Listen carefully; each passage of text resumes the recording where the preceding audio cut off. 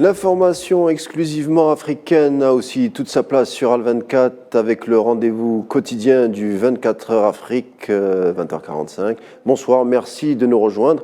Et l'édition du jour mettra d'emblée le cap sur le Soudan avec ce conflit armé qui entre dans sa 4e semaine. Sur le terrain, les deux camps se répondant par bombardements et autres tirs interposés au cœur même des villes du pays.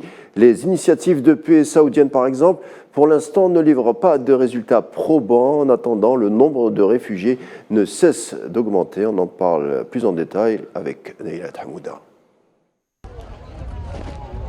Fuir tant qu'il est encore temps. C'est l'état d'esprit de ces dizaines d'enfants et des femmes. Le Soudan peut compter sur ses voisins pour l'accueil de ces réfugiés. Depuis le début de la guerre, un flot continu de réfugiés soudanais se presse tous les jours au Port Soudan, l'une des principales portes de sortie du pays. Les pays voisins comme l'Égypte et le Tchad voient débarquer des réfugiés soudanais et les comptes de fortune se multiplient déjà. L'ONU s'attend à voir plus d'1 million de personnes quitter les zones de conflit cette année. Elle demande une aide de 470,4 millions de dollars. Les combats ont aggravé la situation humanitaire dans le pays, où 1 personne sur 3 dépendait déjà de l'aide humanitaire avant la guerre. L'ONU estime à plus de 3 milliards de dollars les besoins en aide humanitaire et pour les réfugiés. Ces fonds devraient permettre aux agences en charge de l'aide humanitaire de traiter les quelques 18 millions de personnes les plus vulnérables dans le pays. Alors que le gouvernement soudanais promet de rétablir la paix, environ 220 000 réfugiés ont déjà fui le pays. Les discussions entre les représentants des deux parties au conflit à Jeddah en Arabie Saoudite devraient se poursuivre pour parvenir à une nouvelle trêve qui permettrait notamment d'acheminer l'aide humanitaire. Les tractations pourraient entrouvrir la possibilité d'une réelle trêve.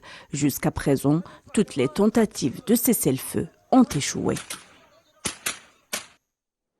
Et puis au Nigeria, on nous signale plus de 30 morts dans des heurts entre bergers et agriculteurs, et plus précisément dans l'état du Plateau, dans le centre du pays.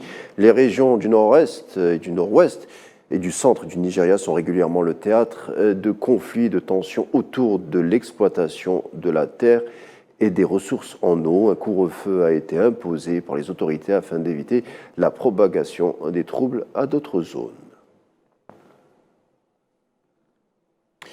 On reste au Nigeria, dans le sud, où un convoi américain a été pris pour cible, tuant 4 personnes non américaines et kidnappant 3 autres. Le département d'État américain, de son côté, a assuré que le personnel diplomatique des États-Unis au Nigeria était au travail avec les services de sécurité nigérians pour mener des investigations. Plusieurs groupes séparatistes sont actifs dans cette région du sud-est et ont récemment intensifié leur attaque ces derniers temps, prenant habituellement pour cible la police et les bâtiments du gouvernement. Tout autre sujet à présent, on connaît, pour en avoir parlé ici même, les liens très serrés entre l'Afrique du Sud et la Russie, datant d'ailleurs de l'époque de l'apartheid. Liens d'ailleurs pas tous au goût de tous. Rappelons dans la foulée que Pretoria a affiché plutôt une position neutre concernant la guerre en Ukraine, malgré des pressions fortes. Eh bien, l'Afrique du Sud, emmenée par Cyril Ramaphosa, veut aller plus loin en jouant les médiateurs pour faire taire les armes dans ce conflit. Cette action a-t-elle des chances d'aboutir? On en parle encore avec Karina Mansari. Le monde multipolaire en marche et l'Afrique compte prétendre à une place. À en croire les votes à l'ONU quant aux sanctions contre la Russie pour son opération spéciale en Ukraine. Une majeure partie des pays africains ont affiché ouvertement une forme de distance vis-à-vis de ce conflit, allant de l'abstention comme le Sénégal ou l'Afrique du Sud l'an dernier, ou encore du vote contre comme l'Érythrée, le Kenya ou le Rwanda. Il est loin le temps des colonies diplomatiques. Un pays attire l'attention jusqu'à brouiller parfois la relation diplomatique avec Washington, l'Afrique du Sud. Proche de Moscou depuis déjà l'époque de l'apartheid, le pays a refusé tout bonnement de condamner la Russie depuis le début du conflit, privilégiant la neutralité et optant pour la voie du dialogue, une position faisant mouche au sein du cercle occidental.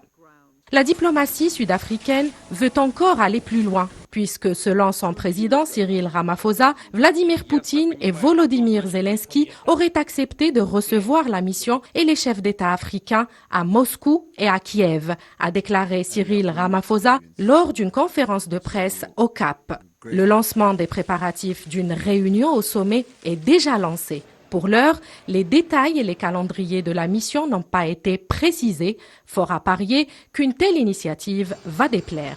Cette semaine, le chef d'État africain s'est montré critique, évoquant des pressions extraordinaires autour de la question russe.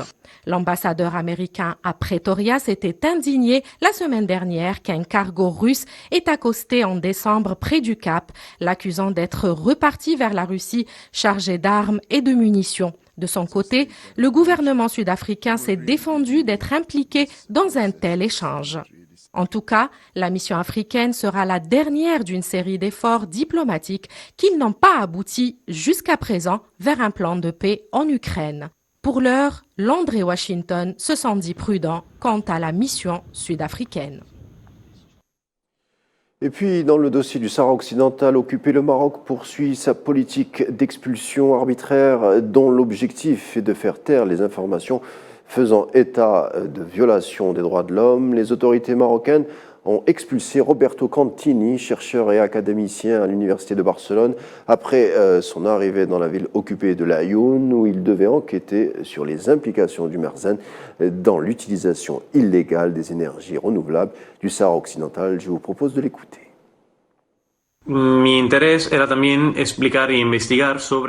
intérêt était d'expliquer et d'enquêter sur la colonisation marocaine des terres, mais aussi l'exploitation illégale des ressources naturelles sahraouies. Comme nous le savons tous, c'est évident que les autorités marocaines empêchent les investigateurs et les journalistes d'enquêter sur la situation réelle des infrastructures et entreprises énergétiques marocaines, européennes, mais aussi espagnoles, dans l'utilisation des ressources sahraouies.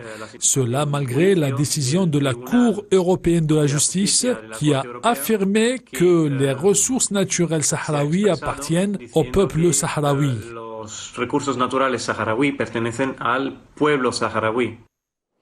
Et puis on revient à l'Afrique du Sud pour parler de pédagogie. 30 ans après la fin de l'apartheid, le pays reste marqué par l'éducation au rabais, longtemps imposée à la population noire majoritaire sous le régime ségrégationniste. En effet, plus de 80% des enfants sud-africains autour de l'âge de 10 ans ont du mal à lire et comprendre ce qu'ils lisent en même temps, montre une étude internationale publiée hier. Il s'agit de l'étude Progress in International Reading Literacy Study, réalisée tous les 5 ans depuis 2001. Beaucoup d'établissements scolaires du pays d'Afrique le plus industrialisé pourtant manquent de manuels et de bibliothèques, parfois aussi d'infrastructures ou de toilettes correctes. Voilà, ça sera tout pour notre édition du jour. Merci de nous avoir suivis. Tout de suite, le bulletin météo en vous souhaitant une agréable soirée.